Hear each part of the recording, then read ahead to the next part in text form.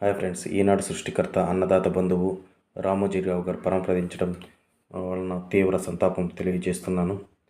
మరియు ఈ సందర్భంగా నేను తెలుగుదేశం పార్టీని, జనసేనను కోరుతున్నాను. సో చాలా నిడాపరంగా ఎటువంటి కుప్పలకు పోకుండా ప్రమాణ స్వీకారం చేసి ప్రజాధనాన్ని మిగిల్చవలసిందిగా కోరుతున్నాను.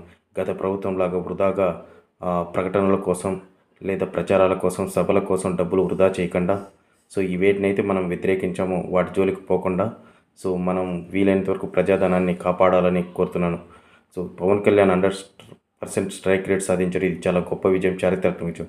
కానీ నిబద్ధతతో ప్రజాధనాన్ని వృధా కాకుండా చూసుకోవాల్సిన బాధ్యత కూడా ఆయన మీద ఉంటుంది. ఇంకా మన చంద్రబాబు నాయుడు గారు కూడా రాష్ట్రం గురించి అనేక రకాలుగా ఆవేదన వ్యక్తం చేశాడు, ఆర్థిక పరిస్థితుల గురించి. కాబట్టి ప్రజాధనాన్ని కాపాడే విధంగా సో కార్యక్రమాలు నిర్వహించాలని కోరుకుంటున్నాను. సో అదేవిధంగా కూడా మన ముందర చాలా ఛాలెంజెస్ ఉన్నాయి. మెగా డిఎస్సి, సో 7,000 రూపాయలు వృద్ధాప్య పెన్షన్ ఇవ్వాలి 1వ తేదీ. సో అలాగే మహిళలకి ఉచితంగా బస్సు ప్రయాణాలు కల్పించాలి. సో గ్యాస్ సిలిండర్లు 3 గ్యాస్ సిలిండర్లు ఇవ్వాలి. ఇవన్నీ చాలా ముఖ్యమైనవి.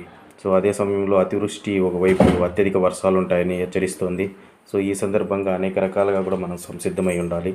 కాబట్టి ప్రజాధనం వృధా కాకుండా, సో ఆర్టీసీ బస్సుల్లో కూడా నా సలహా ఏంటంటే, ఎక్కడైనా దిగని ఎక్కని మహిళలు 5 రూపాయలు ఆర్డినరీ బస్సుల్లో, ఎక్స్ప్రెస్లలో 10 రూపాయలు పెడితే వృధా ప్రయాణాలు అనేటివి ఉండవు, చాలా ఉన్నతంగా ఉంటుంది. ఆ డబ్బును అలాగే మహిళలకి పంపిణీ చేస్తే చాలా బాగుంటుంది. లేదా మహిళా వసతులు బస్టాండ్ ప్రాంగణాలలో కల్పిస్తే చాలా బాగుంటుందని నేను సలహా ఇస్తున్నాను.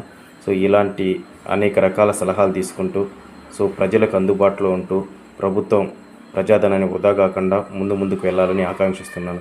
జై చంద్రబాబు నాయుడు, జై పవన్ కళ్యాణ్, జై నరేంద్ర మోడీ, జై ఎన్డీఏ.